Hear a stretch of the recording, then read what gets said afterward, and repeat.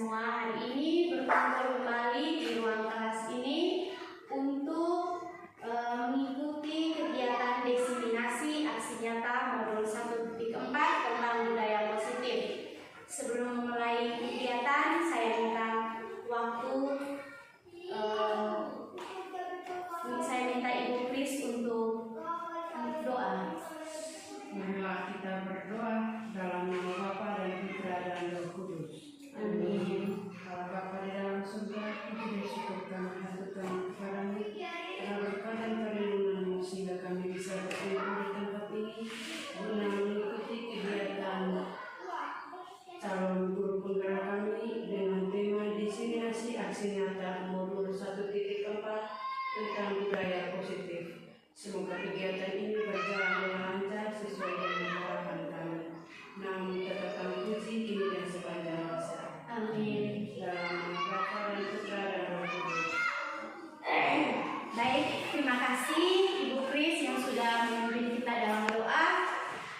Sebelumnya ini, sebelum mulai saya akan menjelaskan sedikit bahwa kegiatan ini merupakan kegiatan dari setiap calon guru penggerak. Bahwa setiap akhir modul 1.4 itu kami calon guru penggerak itu melakukan aksi nyata.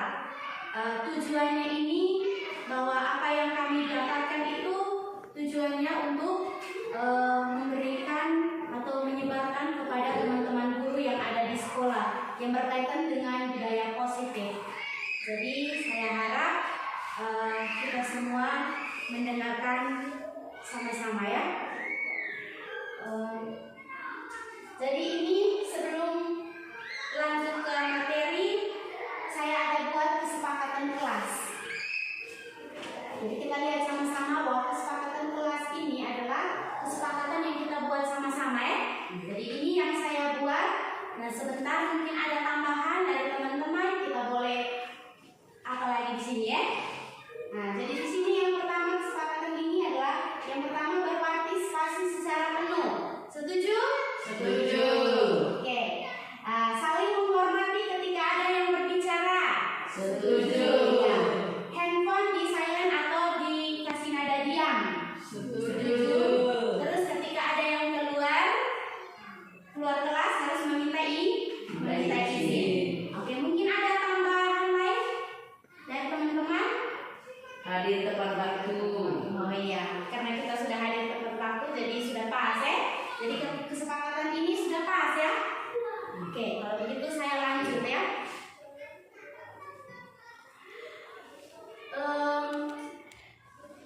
Seorang guru yang baik harus memiliki kemampuan dalam mewujudkan budaya positif di sekolah.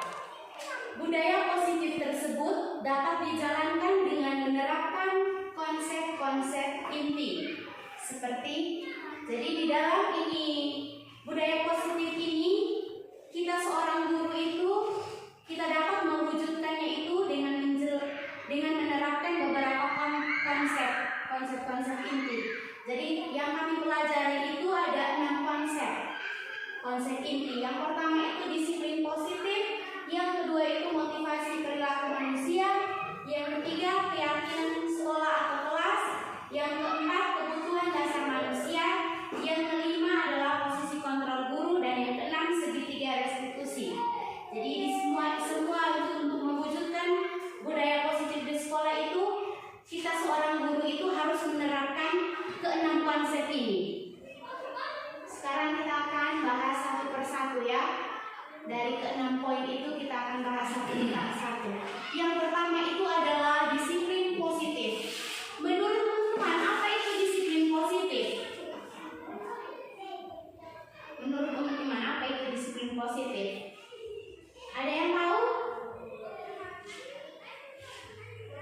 Oke, baik. Kalau yang tidak bisa, yang belum tahu, saya akan menjelaskan bahwa disiplin positif itu adalah pembiasaan atau hal baik yang mencakup perilaku, tutur kata yang dilakukan seluruh warga sekolah, terutama bagi murid, agar mereka itu menjadi pribadi yang mandiri dan yang bertanggung jawab. Jadi disiplin positif itu merupakan pembiasaan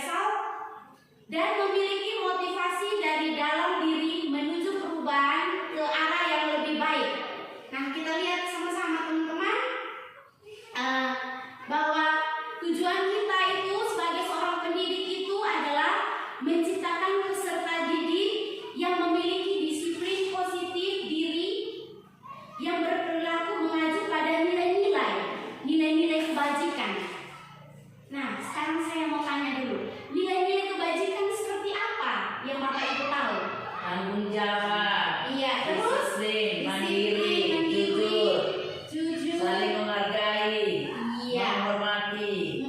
Dan begitu banyak sekali nilai-nilai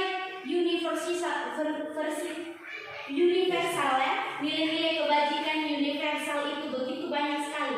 Jadi itu karena muncul itu dari dalam diri si siswa. Jadi itu tujuannya kita guru itu dapat menciptakan budaya positif di sekolah itu dengan nilai-nilai yang ada agar siswa itu berubah menjadi lebih baik dari perilaku yang kemarin yang kurang ajar. Dengan kita guru, kita ajar mereka untuk saling menghargai, disiplin, latih mereka untuk bekerja, untuk membersihkan kelas, ruang kelas. Jadi itu merupakan tugas kita seorang guru. Oke, baik, saya lanjut. Nah, tujuan kita itu untuk mewujudkan budaya positif itu sesuai di dalam profil pelajar Pancasila.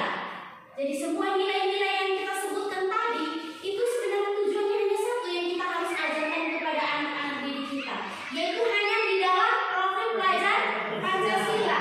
Di situ ada berapa ya? 6 poin itu tuh sudah tercantum semua nilai-nilai kebajikan yang kita sudah sebutkan tadi. Yang pertama itu adalah beriman, bertakwa kepada Tuhan yang Maha Esa, dan berakhlak mulia. Yang kedua apa? Mandiri. Yang ketiga bergotong royong. Yang keempat berkebinekaan global, terus kreatif dan bernalar kritis. Iya.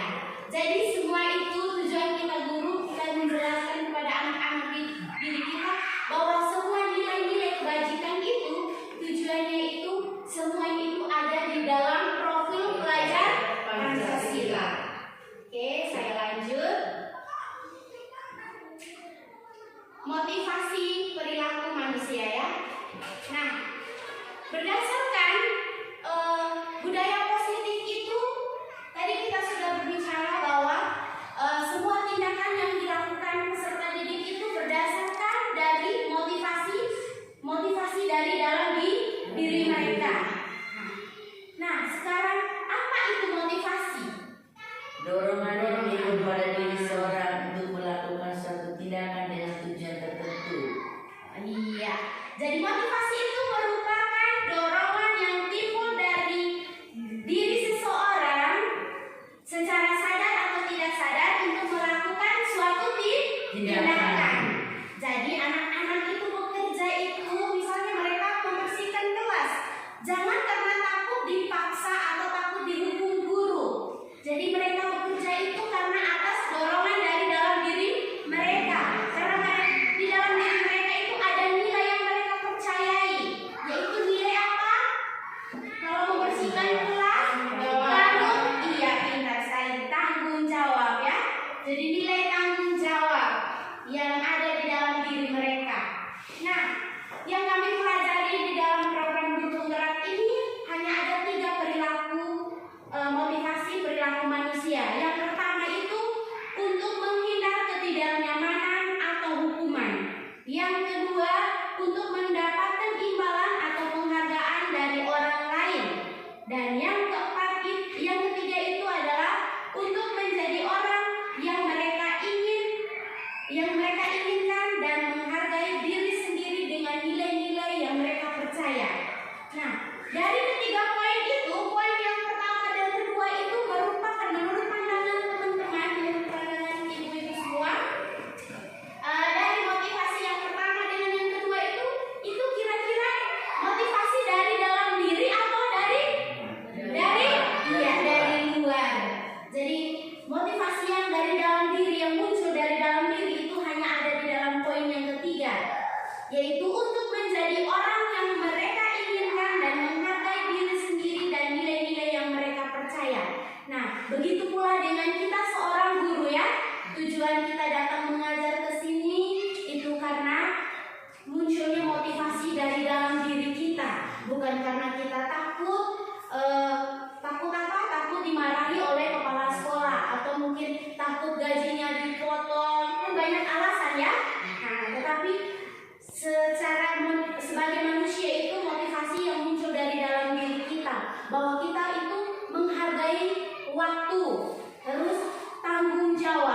nilai yang kita dapatkan itu. Baik, saya lanjut. Keyakinan kelas ya. Nah, dari motivasi yang kita sudah bahas itu ada 3 motivasi kita. Keyakinan kelas. Keyakinan kelas itu merupakan sebuah nilai-nilai kebajikan universal yang dapat dipercaya dan yang telah disepakati. Nilai-nilai yang tadi kita sudah sebutkan, nilai tanggung jawab, terus nilai mandiri, nilai apa? Disiplin. Nah, itu merupakan suatu kesepakatan yang kita buat bersama ya. Jadi itu merupakan suatu kesepakatan atau keyakinan kelas.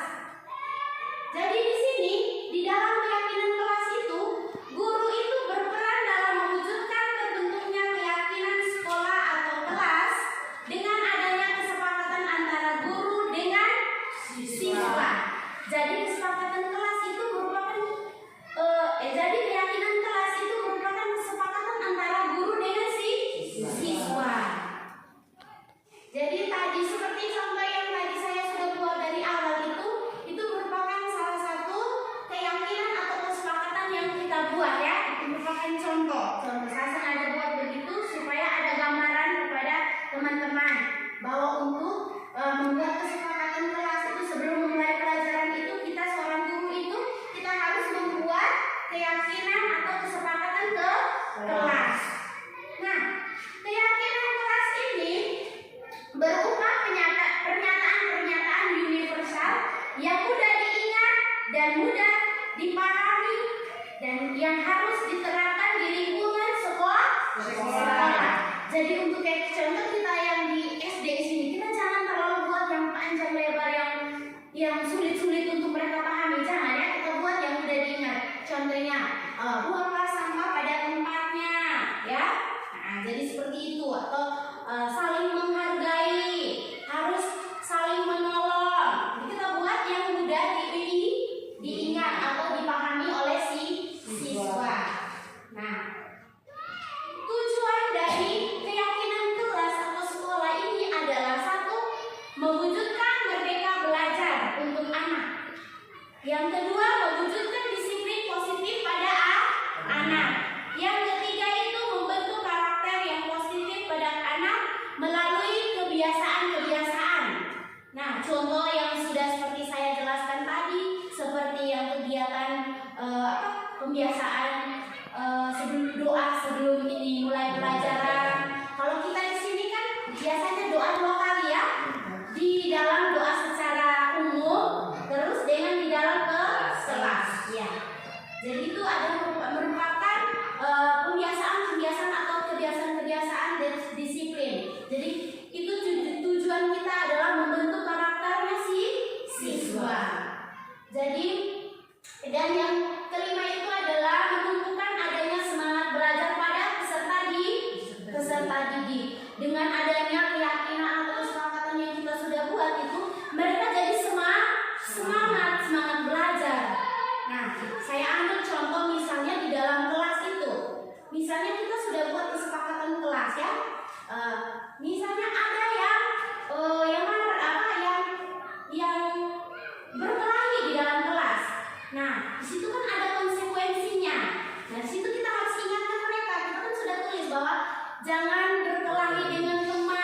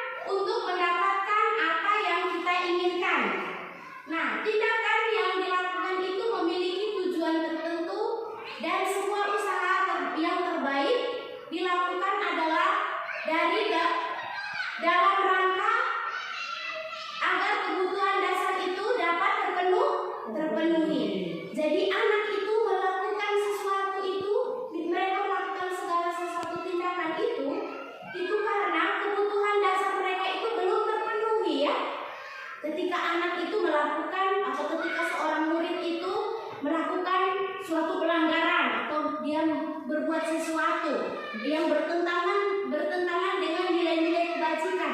Itu alasannya karena anak itu kebutuhan dasarnya sebagai manusia itu belum terpenuhi.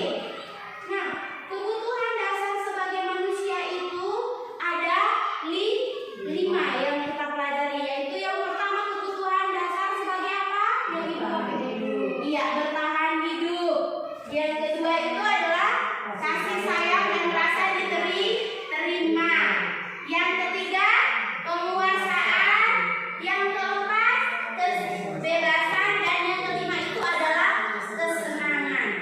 Jadi ketika anak itu melakukan sesuatu pelanggaran itu karena mereka punya kebutuhan dasarnya belum terpenuhi.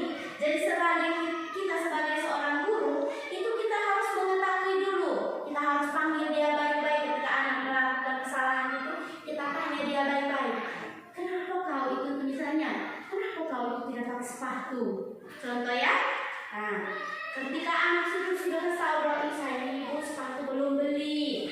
Nah, bagaimana reaksi atau tindakan kita sebagai seorang guru? Berarti kita harus menyampaikan ke anak tersebut bahwa harus mengikuti aturan sekolah bahwa setiap hari harus memakai sepatu, dan nanti kalau memang belum beli harus ke seorang tua harus beli sepatu. Jadi itu adalah tugas kita seorang guru ya. Nah, dengan kebutuhan dasar yang ada ini, jadi peran kita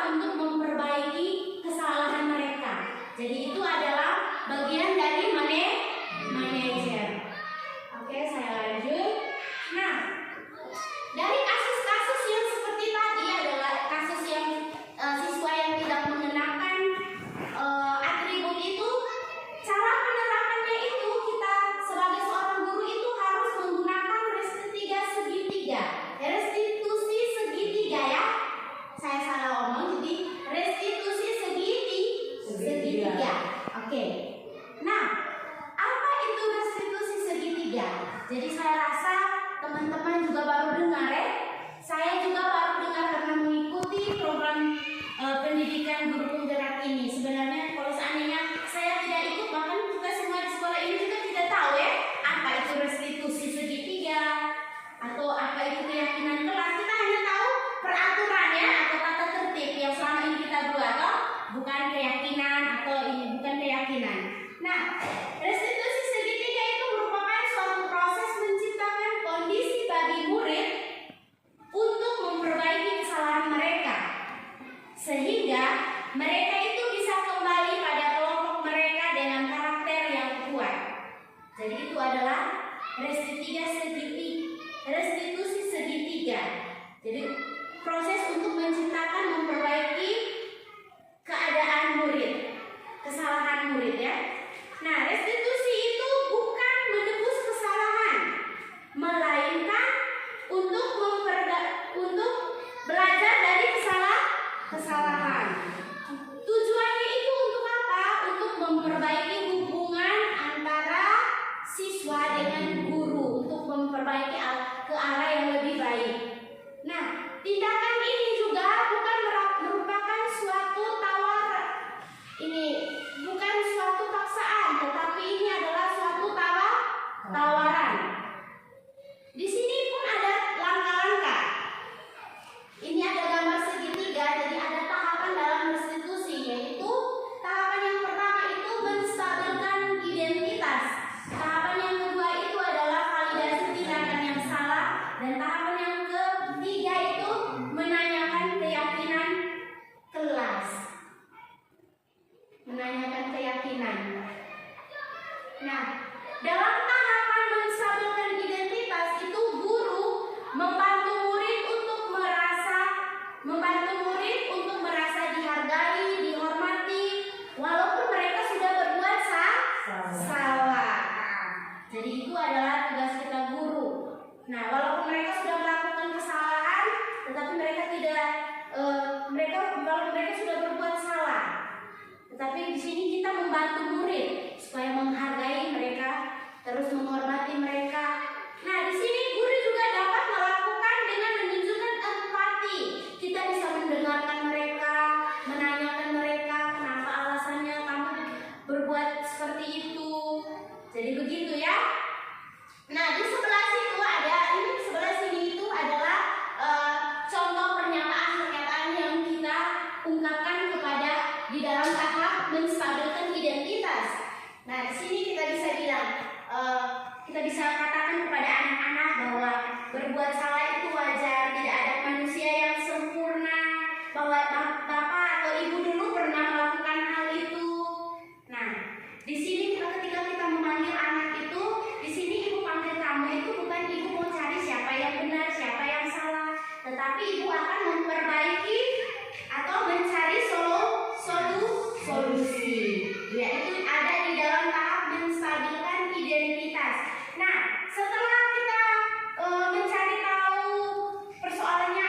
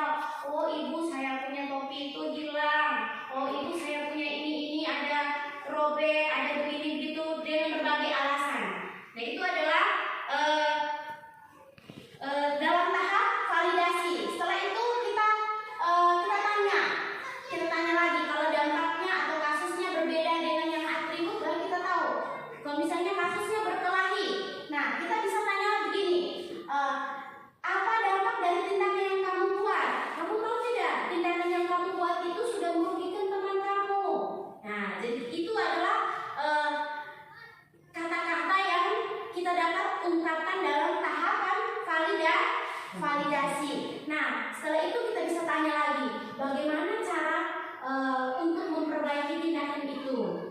Untuk memperbaiki lagi cara yang lebih baik itu seperti apa? Kita bisa tanya kepada anak didik kita. Nah, dan yang terakhir itu adalah tahapan menanyakan keyakinan. Nah, di sini guru itu membantu murid untuk mengidentifikasi nilai-nilai dan keyakinan yang mereka pegang atau yang sudah dibuat dari awal itu. Nah, jadi itu guru dapat bertanya pada murid. Itu contohnya kita tanya gini, kira-kira sekarang ibu mau tanya, kau sudah melakukan kesalahan itu, kau sudah mau berniat untuk mau memperbaiki, kira-kira apa keyakinan kelas yang kita sudah sepakati? Kita bisa tanya seperti itu ketika ada murid. Jadi kedepannya itu ketika ada murid yang melakukan kesalahan, kita harus menanyakan keyakinan, menanyakan ulang keyakinan. Terus nilai-nilai apa yang telah mereka sepakati, kita harus tanya. Nah, jadi kita tanya juga, kira-kira kamu mau, kamu ingin menjadi murid atau orang yang seperti apa? Pasti mereka ingin menjadi orang yang bertanggung jawab, ingin menjadi orang yang disiplin, ingin menjadi orang yang saling menghargai, ya toh, yang saling menolong, yang saling peduli terhadap teman. Jadi itu adalah bentuk pertanyaan atau bentuk tahapan yang ketiga. Oke, nah, dari situ tujuan dari tahapan restitusi atau tujuan dari segitiga restitusi itu adalah untuk membantu murid belajar dari kesalahan mereka dan menjadi pribadi yang lebih baik lagi. Nah, dalam proses ini tidak berfungsi pada hukuman, melainkan pada perkembangan karakter dan tanggung jawab. Jadi kita di dalam tahapan segitiga restitusi ini kita tidak menghukum anak-anak. Jadi saya rasa, saya berharap setelah kita sama-sama pelajari tentang tahapan restitusi atau dengan posisi kontrol yang sebagai manajer, dengan posisi kontrol kita dengan mengetahui kebutuhan yang ada di dalam diri anak-anak itu. Jadi dalam penerapan segitiga restitusi ini, ketika kedepannya ada peserta didik kita yang membuat kasus, jadi saya berharap untuk teman-teman kita bisa melakukan dengan ketiga tahap itu ya. Jadi contohnya itu saya sudah pernah buat dalam kasus yang 3 minggu yang lalu itu ada siswa yang terlambat dan tidak mengikuti apel pagi. Jadi itu saya sudah mencoba membuat dengan penerapan segitiga restitusi. Jadi tujuannya itu adalah untuk membantu murid belajar dari kesalahan yang mereka buat ya.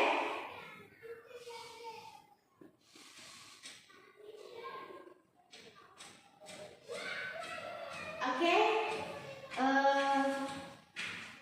sekian saja penjelasan dari saya. Terima kasih atas kesempatannya, dan dari sini saya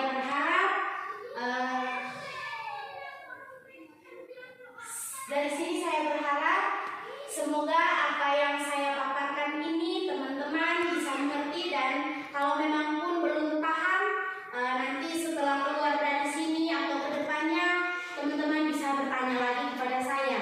Di sini saya berdiri bukan berarti saya di sini orang hebat, saya juga belajar. Jadi apa yang saya dapatkan saya berusaha untuk menerapkan kepada teman-teman.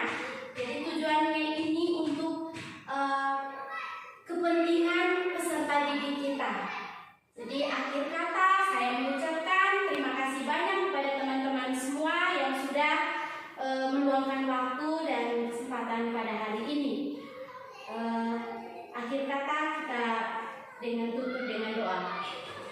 Marilah kita berdoa dalam nama Bapa dan Putra dan Roh Kudus. Amin. Ya Tuhan, terima kasih karena berkat dan perlindungan-Mu selama kegiatan kami diseminasi aksi nyata menuju satu titik tempat budaya positif berjalan dengan lancar.